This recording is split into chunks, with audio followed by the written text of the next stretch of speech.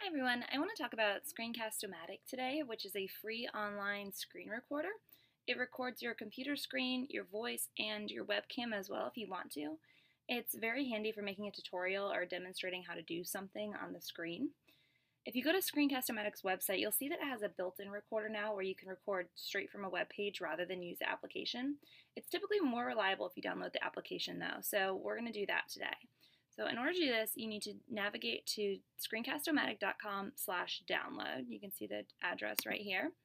And then you want to click on Download Now. And Download Now again here.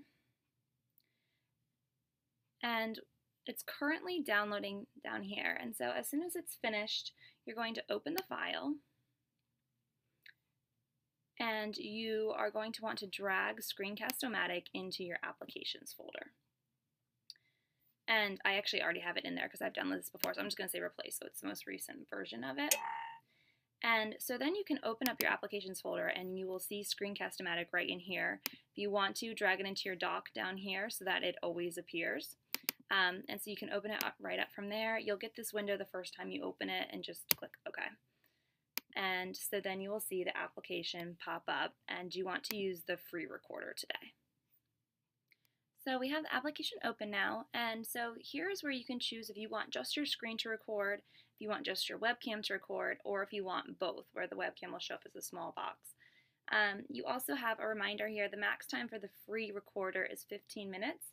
You can always stop a recording and save it though, and then record another recording. So if you have a tutorial that goes beyond 15 minutes, it's okay as long as you break it up. And then we've got the size of the screen. So I showed you can adjust it manually, but the better way to do it is to go with one of their preset recording sizes here. So there's 480, 720, and then there's also full screen. So the one that I typically use is 720. It's higher quality than 480, and full screen can wind up capturing things that you don't necessarily want to capture. And 720 is also one of the standard video sizes used by YouTube, and it's best to use one of those when possible. And so what you can do is, so I have my 720 screen here, and so what you can do is you can adjust the window that you're trying to record in order to fit into it. Rather than adjusting the frame, you can adjust the window that you're recording. And then under narration, you want to double check before you start recording that it's selected to what microphone you want to use. You can just use the built-in microphone unless you have an external one that you also would prefer or want to connect. There's some additional preferences that you can choose here.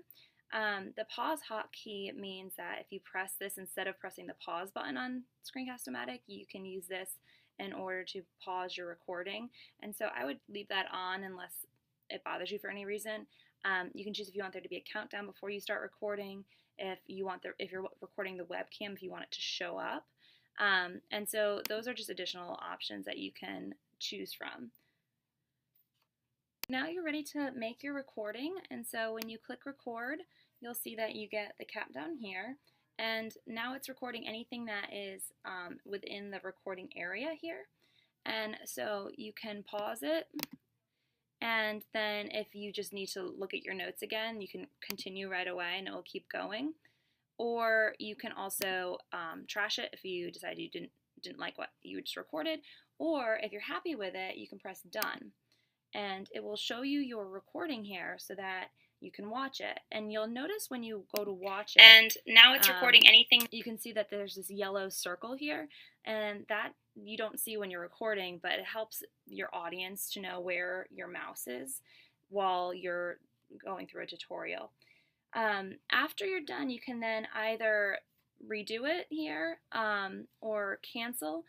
And then you can also upload it if you're finished with it. And so you can either upload directly to YouTube or to Screencast-o-matic, or you can save it as a video file. And so I typically will save it as a video file because you can then put it into iMovie, edit it. But if it's completely finished and you want to put it right up to YouTube, you can do that as well. And so once you do that, you can change the file name here and where you want to save it to.